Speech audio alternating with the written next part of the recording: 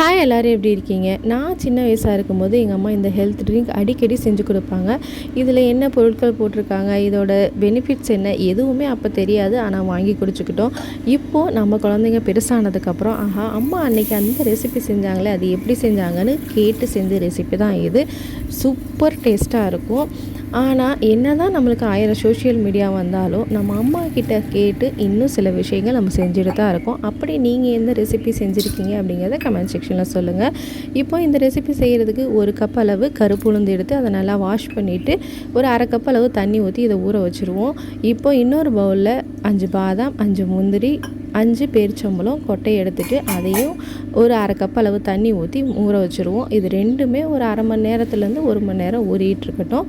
இப்போது நல்லா ஊறினதுக்கப்புறமா ஒரு குக்கர் எடுத்துகிட்டு அதில் நம்ம ஊற வச்ச உளுந்தை சேர்த்துக்குவோம். இப்போ இதோட இன்னும் கொஞ்சம் ஒரு 1/4 கப் அளவு தண்ணி சேர்த்து இதை நல்லா வேக விட்டுக்கலாம். நம்மளோட உளுந்து எவ்வளோக்கு எவ்வளோ நல்லா வேகுதோ அந்த அளவுக்கு அதோட பருப்பே தெரியாமல் குழந்தைங்க ஈஸியாக குடிப்பாங்க. அதனால் ஒரு 4-5 விசில் நல்லா கொலைய வேகிற அளவுக்கு விட்டுக்கோங்க. இப்போ அடுப்பை பற்ற வச்சுட்டு நம்ம குக்கரை வச்சுக்குவோம். இப்போது ஒரு 5-6 விசில் கூட வரட்டும். இப்போ நல்லா விசில்லாம் முடிஞ்சதுக்கப்புறம் நம்ம குக்கரோட ப்ரெஷர்லாம் போனதுக்கப்புறம் இதை நல்லா ஓப்பன் பண்ணி பார்த்தா பாருங்கள், இப்படி நசுக்கணுன்னா கையில் நல்லா நசுங்கி வரணும். இப்போ இது நல்லா ஆறட்டும். ஆறுனதுக்கப்புறமா ஒரு மிக்ஸி ஜாரில் நம்ம வேக வச்ச உளுந்தை சேர்த்துக்குவோம்.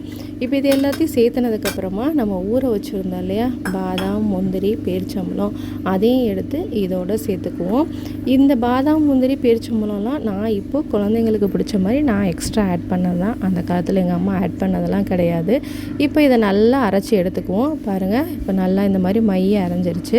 அவ்வளோதான். இப்போ இதை இன்னொரு பவுலில் ட்ரான்ஸ்ஃபர் பண்ணிவிட்டு இதோட 1 கப் அளவு நான் நல்லா தேங்காய் பால், ஒரு மீடியம் சைஸ் தேங்காய் பால் எடுத்திருக்கேன். அதாவது ரொம்ப திக்காகவும் இல்லை, ரொம்ப தனியாகவும் இல்லை. ஃபஸ்ட்டு பால், 2வது பால் ரெண்டையும் கலந்து நான் எடுத்து இப்போ நம்ம இந்த மிக்ஸி ஜாரில் அரைச்சோம் இல்லையா, அதுலேயே ஊற்றி நல்லா மிக்ஸ் பண்ணிவிட்டு இப்போ இதை நம்ம அரைச்ச உளுந்தோடு ஊற்றிக்குவோம்.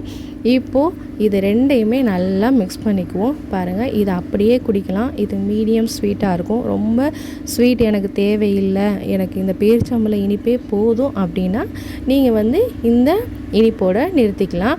இப்போ இதுக்கு எக்ஸ்ட்ராவாக உங்களுக்கு டேஸ்ட்டுக்காக தேங்காய் பூ பிடிக்கும்னா நீங்கள் எக்ஸ்ட்ராவாக சேர்த்துக்கலாம்.